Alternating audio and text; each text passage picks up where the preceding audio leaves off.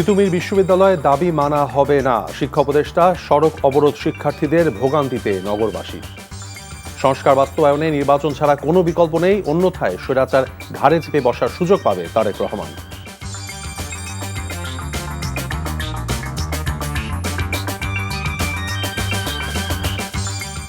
আসসালামু আলাইকুম, মীর তৌফিক হোসেন স্বাগত জানাচ্ছি এনটিভির সন্ধ্যার খবরে। ক্রাউন সিমেন্ট শিরোনাম দেখছিলেন, এবার বলছি পুরো খবর। তিতুমির কলেজকে বিশ্ববিদ্যালয়ে রূপান্তরের জন্য শিক্ষার্থীদের আন্দোলন কর্মসূচির মধ্যেই শিক্ষা উপদেষ্টা ডক্টর ওয়াহিদুদ্দিন মাহমুদ তাদের এই দাবি অযৌক্তিক উল্লেখ করে দাবি মেনে নেওয়া হবে না বলে জানিয়েছেন। আজ একনেক বৈঠক শেষে সাংবাদিকদের প্রশ্নের জবাবে তিনি কথা জানান। শিক্ষা উপদেষ্টার বক্তব্যের পরও তিতুমির কলেজের শিক্ষার্থীরা আমরণ অনশন, সড়ক অবরোধ সহ তাদের কর্মসূচি চালিয়ে যাওয়ার ঘোষণা দিয়েছে। নজরানা চৌধুরীর রিপোর্ট। স্বতন্ত্র বিশ্ববিদ্যালয় হিসেবে প্রতিষ্ঠার জন্য তিতুমির কলেজের শিক্ষার্থীরা পঞ্চম দিনের মতো তাদের আমরণ অনশন কর্মসূচি অব্যাহত রেখেছেন। পাশাপাশি কলেজের সামনের মহাখালী থেকে গুলশান যাওয়ার সড়কটিও অবরোধ করে তারা, যে কারণে ওই সড়ক দিয়ে যান চলাচল বন্ধ হয়ে যায়। তবে ইজতেমার আখেরি মোনাজাতের জন্য তারা অবরোধ কর্মসূচি কিছুটা শিথিল করে। বিশ্ব ইজতেমার আজকে আখেরি মোনাজাত ছিল, তাদের কথা বিবেচনা করে আজকের জন্য আমরা রেলপথ এবং ঢাকা ময়মনসিংহ হাইওয়ে রোড সেটা আমরা ব্লকের থেকে আমরা উইথড্র করেছি আজকের জন্য, শুধু তাদের কথা বিবেচনা করে। এদিকে রোববার পরিকল্পনা কমিশনে অন্তর্বর্তীকালীন সরকারের প্রধান উপদেষ্টা অধ্যাপক মোহাম্মদ ইউনূসের সভাপতিত্বে জাতীয় অর্থনৈতিক পরিষদের নির্বাহী কমিটি একনেকের বৈঠক অনুষ্ঠিত হয়। বৈঠক শেষে সাংবাদিকরা পরিকল্পনা ও শিক্ষা উপদেষ্টা ডক্টর ওয়াহিদুদ্দিন মাহমুদের কাছে তিতুমির কলেজের বিষয়ে সরকারের সিদ্ধান্ত জানতে চাইলে তিনি বলেন, শিক্ষার্থীদের দাবি অযৌক্তিক এবং কোনোভাবেই তাদের দাবি মেনে নেওয়া হবে না। সময় বেঁধে দিয়ে একটা কলেজের ছাত্ররা হঠাৎ করে একটা কলেজকে হঠাৎ করে সময় সীমার মধ্যে বিশ্ববিদ্যালয় ঘোষণা করা, এটা কোনো যৌক্তিক দাবি না। এবং আমরা এখন থেকে আর এই ধরনের সময় বেঁধে দেওয়া দাবির মুখে এমন সিদ্ধান্ত নেব না যেটা শুধু আমাদের সময়ের না, এটা পরবর্তী অনেক সময়ের ভবিষ্যতে বহুদিনের জন্য এটা একটা অযৌক্তিক সিদ্ধান্ত করলে সেটা বহুদিনের জন্য একটা বোঝা হয়ে থাকবে। শিক্ষা উপদেষ্টা সরকারের সিদ্ধান্ত জানানোর পর তিতুমির কলেজের শিক্ষার্থীরা কলেজ ক্যাম্পাস ও এর আশেপাশের এলাকায় মিছিল করে। আমরণ অনশন ও অবরোধ কর্মসূচি অব্যাহত রাখার ঘোষণাও দেয় তারা। যতক্ষণ পর্যন্ত না মেনে নেবে আমরা আমাদের এই আন্দোলন চালিয়ে যাব এবং আমরা আমাদের ভাইদের পাশে বোনরা সবসময় আছি। উপদেষ্টা হুট করে আজকে জানান দিয়েছে যে কোনোভাবেই সম্ভব না। তাহলে 4 দিন আগে উপদেষ্টা কোথায় ছিল? 4 দিন আগে কেন তিনি তার এই বিবৃতিটা দিতে পারলো না? আমার অনুসন্নত 4 থেকে 5 জন ভাইয়ের অবস্থা খুবই আশঙ্কাজনক।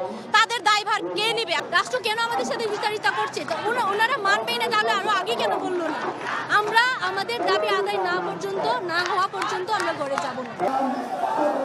নজরানা Chowdhury, NTV news, Dhaka. Titumir college শিক্ষার্থীদের সড়ক অবরোধের খবর সংগ্রহ করতে রাজধানীর মহাখালীর আমতলীতে আছেন আমাদের সিনিয়র করেসপন্ডেন্ট তামজিদ সুমন। আমরা এখন সরাসরি যাচ্ছি তার কাছে। তামজিদ, শিক্ষার্থীরা এখন কোথায় অবস্থান করছেন আর তারা কি বলছেন?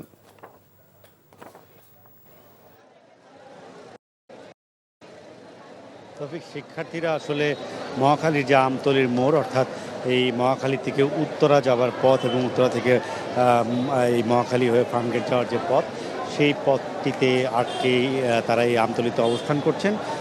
সন্ধ্যার আগেও তারা আসলে তাদের যে ক্যাম্পাস ছিল সেই ক্যাম্পাসের ভেতরে এবং ক্যাম্পাসের সামনের রাস্তায় অবস্থান ছিলেন এবং সেখানে তারা প্রতিবাদ জানাচ্ছিলেন যে তারা যে দাবিতে অনশন করছেন এবং বিক্ষোভ করছেন সেই দাবিটি মেনে নেওয়া হয়নি এবং সেটি মেনে না নিয়ে উপদেষ্টা যেই বক্তব্য দিয়েছেন সেই বক্তব্যর প্রতিবাদ জানাচ্ছেন তারা।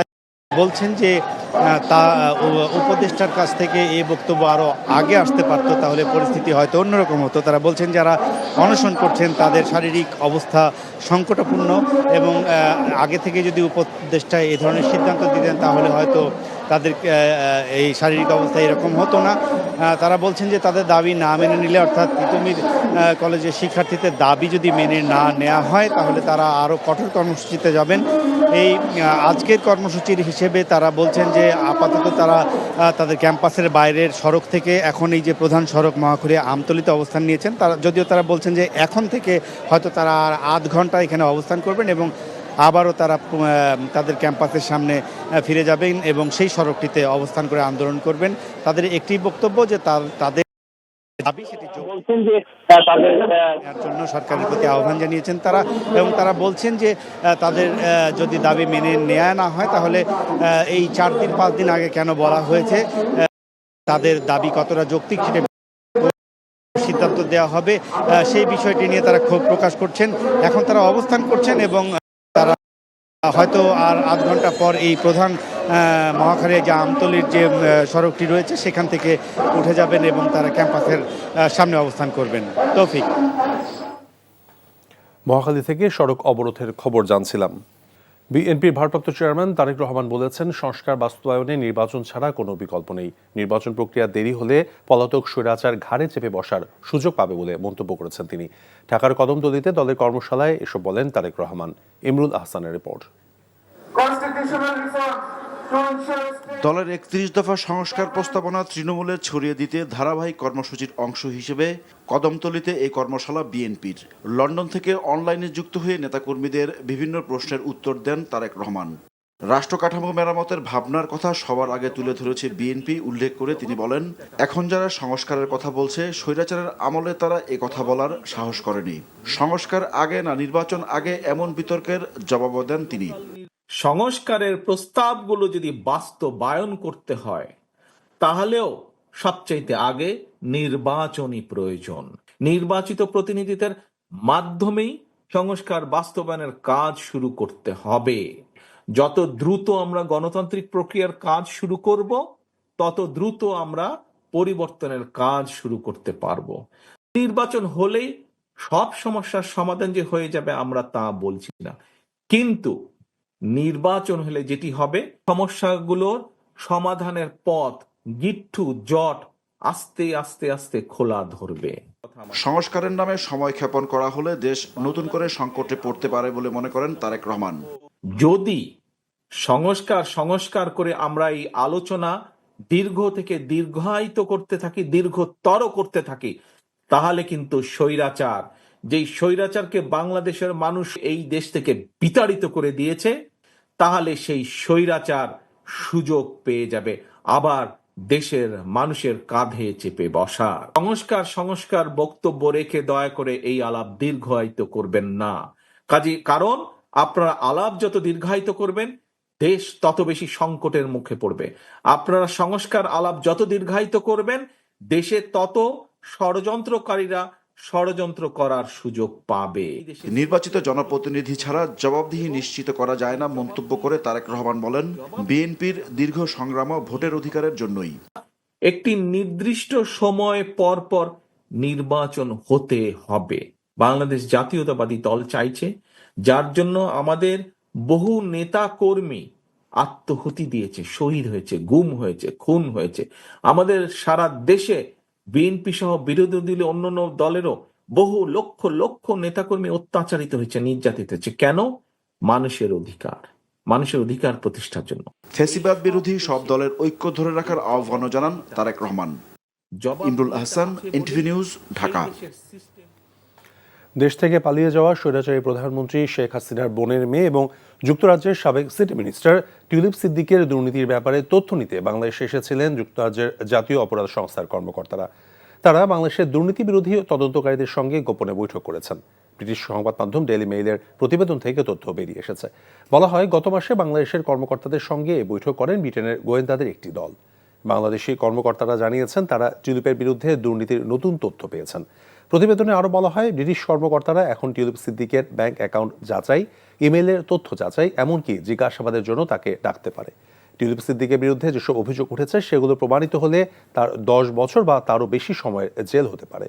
টিউলিপ সিদ্দিক এবং শেখ হাসিনা ছাড়াও তাদের পুরো পরিবারের বিরুদ্ধে পাবনার রূপপুর পারমাণবিক বিদ্যুৎ কেন্দ্রের অর্থ আত্মসাতের অভিযোগ রয়েছে।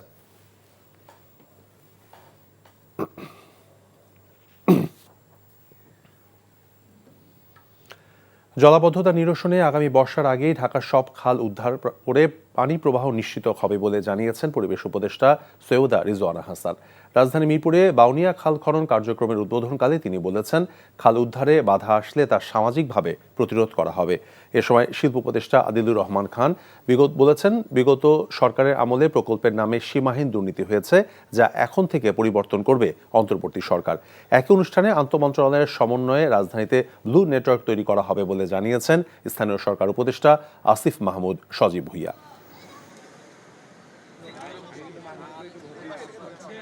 এগুলো তুলবার জন্য আলাদা ড্রেজার লাগে, সেগুলো আমাদের নেই। তো এই কাজগুলো জাতীয় পর্যায়ে হচ্ছে, তারপরে আন্তর্জাতিক পর্যায়ের অভিজ্ঞতাকে সমন্বয় করে আমরা আশা করি এই বাজেটেই আমরা কিছু অর্থের সংস্থান করব এবং আমাদের উন্নয়ন সহযোগী অনেক সংস্থা বলেছে তারা আমাদেরকে এই কাজটা করতে সাহায্য করবে।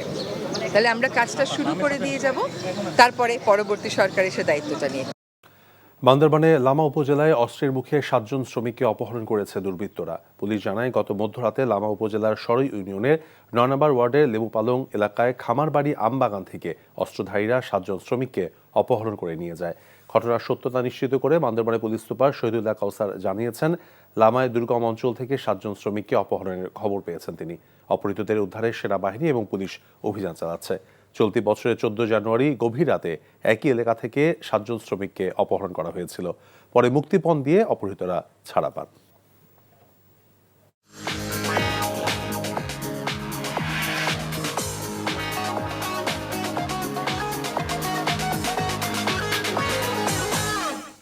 নগদ নিবেদিত অর্থনীতির খবর। ভোক্তা পর্যায়ে আবারও বাড়ানো হলো তরলীকৃত পেট্রোলিয়াম গ্যাস এলপিজির দাম। ফেব্রুয়ারি মাসের জন্য 12 কেজি সিলিন্ডারের দাম 19 টাকা এবং অটো গ্যাসের দাম 89 পয়সা বাড়ানো হয়েছে। বিকেলে এক বিজ্ঞপ্তিতে দাম বাড়ানোর নতুন ঘোষণা দিয়েছে Bangladesh energy regulatory commission BERC. সন্ধ্যার পর থেকে নতুন দাম কার্যকরের কথা জানিয়েছে সংস্থাটি। চলতি মাসের জন্য 12 কেজি এলপিজির দাম 1478 টাকা নির্ধারণ করা হয়েছে। এছাড়া অটো গ্যাসের মূসক সহ দাম প্রতি লিটার 67 টাকা 74 পয়সা নির্ধারণ করা হয়েছে।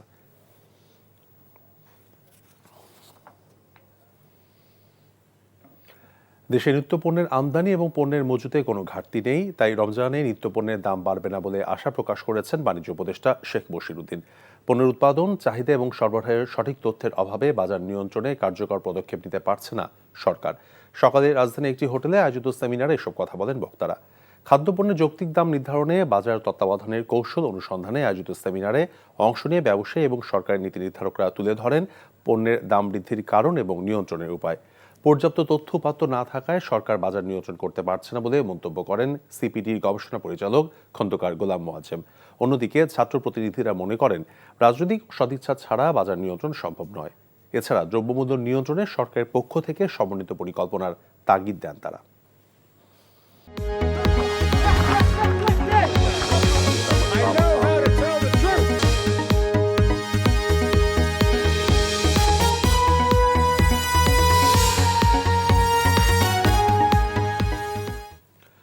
ইসলামী ব্যাংক আন্তর্জাতিক খবর। ভয়াবহ বন্যার কবলে অস্ট্রেলিয়া। এরই মধ্যে উত্তর কুইন্সল্যান্ড থেকে নিরাপদ স্থানে আশ্রয় নিয়েছেন কয়েক হাজার মানুষ। আন্তর্জাতিক গণমাধ্যমগুলো জানিয়েছে, অতিবৃষ্টির কারণে তলিয়ে গেছে বিস্তীর্ণ এলাকা। প্রধান সড়ক তলিয়ে যাওয়ায় কিছু এলাকার সঙ্গে এরই মধ্যে যোগাযোগ বিচ্ছিন্ন হয়ে গেছে। বন্যার পানিতে আরও বাড়তে পারে বলে আশঙ্কা প্রকাশ করেছে স্থানীয় আবহাওয়া দফতর। কর্তৃপক্ষ বলছে, 24 ঘন্টায় 700 মিলিমিটারের বেশি বৃষ্টিপাত রেকর্ড করা হয়েছে। চলমান বন্যা গেল 60 বছরের মধ্যে ভয়াবহ হতে পারে বলে আশঙ্কা প্রকাশ করেছেন আবহাওয়াবিদরা। এরই পরিপ্রেক্ষিতে বন্যা মোকাবেলায় বাসিন্দাদের দীর্ঘমেয়াদী প্রস্তুতি গ্রহণের আহ্বান জানানো হয়েছে।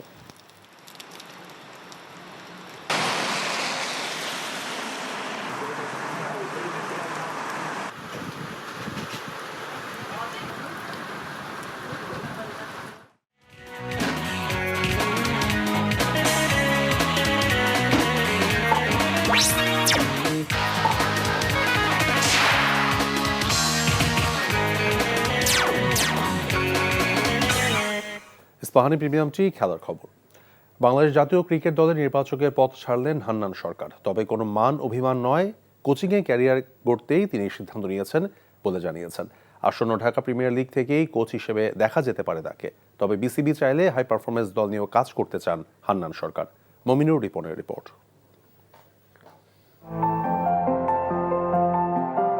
নির্বাচক ক্যারিয়ারে বয়সভিত্তিক নির্বাচক হিসেবে একটি যুব বিশ্বকাপ এবং 2টি যুব এশিয়া কাপ জিতেছেন হান্নান সরকার। বয়সভিত্তিক সাফল্য দেখে হয়তো তাকে জাতীয় দলের সহকারী নির্বাচক হিসেবে নিয়োগ দিয়েছিল বিসিবি। 2026 সাল পর্যন্ত চুক্তি থাকলেও 1 বছর পূর্ণ হওয়ার আগেই পদ ছাড়লেন হান্নান। ফিউচার কেরিয়ারের জন্য আমার কোচিং কেরিয়ারটা আরও ভালো করার সুযোগ রয়েছে এবং আমার এক্সপিরিয়েন্সও রয়েছে। আমি লেভেল 2ও করেছি 2011-তে। তো সব জায়গা থেকে কোচিংটা আমাকে সাপোর্ট করছে এবং আমার ফিউচার কেরিয়ারের জন্য আমার কাছে মনে হচ্ছে এটা ডিসিশনটা যেতেই হবে। এই 1 বছরের সবচেয়ে বড় যে চ্যালেঞ্জ ছিল আমাদের এই সিনিয়র প্লেয়ার যাদেরকে আপনারা পঞ্চপাণ্ডব বলেন, তাদের এই রিটায়ারমেন্ট বা তাদের যে অ্যাডজাস্টমেন্টগুলো আমাদের সঙ্গে করার যে কোঅর্ডিনেশনগুলো, কমিউনিকেশন, সেই জায়গাটা আমার মনে হয় একটা চ্যালেঞ্জিং ফ্যাক্টর ছিল। সেটাকে আমরা এই 1 বছরে এখন পর্যন্ত ভালো মতো সম্পন্ন। মূলত কোচিং ক্যারিয়ার গড়তে আকর্ষণীয় এই পদ থেকে সরে দাঁড়িয়েছেন তিনি। দেশীয় কোচদের নিয়ে বিসিবির আগ্রহ বাড়ায় এই পেশা নিয়ে স্বপ্ন দেখছেন হান্নান। আসন্ন ঢাকা প্রিমিয়ার লিগের 2টি দলের সঙ্গে আলোচনা চলছে। তবে বিসিবি চাইলে হাই পারফরমেন্স দল নিয়েও কাজ করার ইচ্ছা আছে হান্নানের। আমাকে জিজ্ঞেস করলে আমি অনেস্টলি এই মুহূর্তে এইচপিটা প্রায়োরিটি দিবে, তার সঙ্গে তো এইচ গ্রুপের কাজ করার সুযোগ থাকবে, কারণ এইচপি 4 মাসের প্রোগ্রাম। দেশি কোচ যারা রয়েছেন তাদের স্যালারি স্ট্রাকচারে একটা চেঞ্জ এসেছে। আপনি দেখবেন আমাদের সালাউদ্দিন ভাইকে কিন্তু ফিরিয়ে আনার পেছনে আর্থিকভাবে একটা বিষয় চিন্তা করা হয়েছে, যেটা এর আগে কখনো এইভাবে চিন্তা করা হয়নি। সোহেল ভাইকে টাইগারে হেড কোচ করার পেছনেও কিন্তু একটা আর্থিক ব্যাপার জড়িত ছিল। সো আমাদের কোচটা যদি ক্যাপাবল হয়, আমাদের কোচটা যদি ভালো কাজ করেন, আমার মনে হয় ক্রিকেট বোর্ডও সেখানে অন্যভাবে চিন্তা করতে বাধ্য, যেটা সালাউদ্দিন ভাই, সোহেল ভাই প্রমাণ করেছেন। বিপিএল এর রাজশাহী ফ্র্যাঞ্চাইজির হয়ে 4 মৌসুম সহকারী কোচ এবং ডিপিএল এ শেখ জামাল ধানমন্ডি ক্লাবের ব্যাটিং কোচ হিসেবে কাজ করেছেন সাবেক এই ওপেনার। এছাড়া বিসিবির এইচপি ইউনিট, এনসিএল, বিসিএল এও কোচিং করানোর অভিজ্ঞতা আছে হান্নানের। Mominur Ripon, NTV news, Dhaka.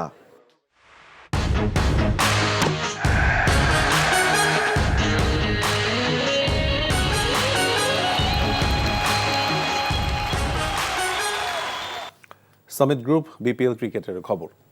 বিপিএলের ফাইনাল ওঠার লড়াইয়ে কাল মুখোমুখি হতে যাচ্ছে ফরচুন বরিশাল ও চিটাগং কিংস। শেরেবাংলা জাতীয় ক্রিকেট স্টেডিয়ামে সন্ধ্যা 6:30টায় শুরু হবে প্রথম কোয়ালিফায়ারের ম্যাচটি।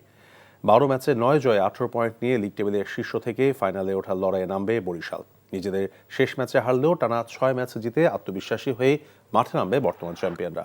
তামিম ইকবালের নেতৃত্বে মুশফিকুর রহিম, মাহমুদুল্লাহ রিয়াদের মতো অভিজ্ঞ ক্রিকেটার থাকায় আশাবাদী হয়ে মাঠে নামবে ফরচুন বরিশাল। অন্যদিকে টানা 3 ম্যাচ জিতে রংপুরকে পেছনে ফেলে দ্বিতীয় স্থানে উঠে এসেছে চিটাগং। গ্রুপ পর্বের শেষ ম্যাচে বরিশালকেই তারা হারিয়েছে। সেই ধারাবাহিকতা রাখতে চাইবে চিটাগং কিংস। খবর শেষ করছি, তবে যাবার আগে ক্রাউন 7 শিরোনামগুলো বলছি আরও একবার। তিতুমির বিশ্ববিদ্যালয়ে দাবি মানা হবে না, শিক্ষা উপদেষ্টা। সড়ক অবরোধ শিক্ষার্থীদের ভোগান্তিতে নগরবাসী। সংস্কার বাস্তবায়নে নির্বাচন ছাড়া কোনো বিকল্প নেই, অন্যথায় স্বৈরাচার ঘাড়ে চেপে বসার সুযোগ পাবে তারেক রহমান। এই ছিল সন্ধ্যার খবরে। এই খবরের ভিডিও সহ আপডেট জানতে ভিজিট করুন এনটিভি অনলাইন www.ntvbd.com। এছাড়াও এনটিভির জনপ্রিয় সব অনুষ্ঠান এবং খবরের আপডেট জানতে ভিজিট করুন আমাদের ইউটিউব এবং ভেরিফাইড ফেসবুক পেজ। রাত 10:30টায় রাতের খবর দেখার আমন্ত্রণ রইল। ধন্যবাদ সবাইকে।